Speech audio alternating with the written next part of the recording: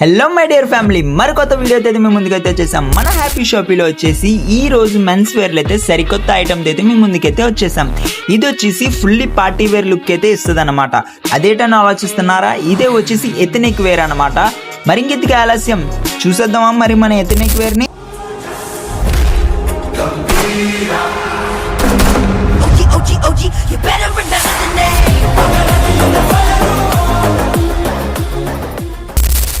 So మన ethnic wear వచ్చేసి ఇదనమాట.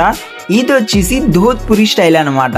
ఇది చూసుకుని వస్తే కోట్ హాఫ్ వస్తుంది అండ్ కుర్తా కూడా హాఫ్ వస్తుంది అనమాట.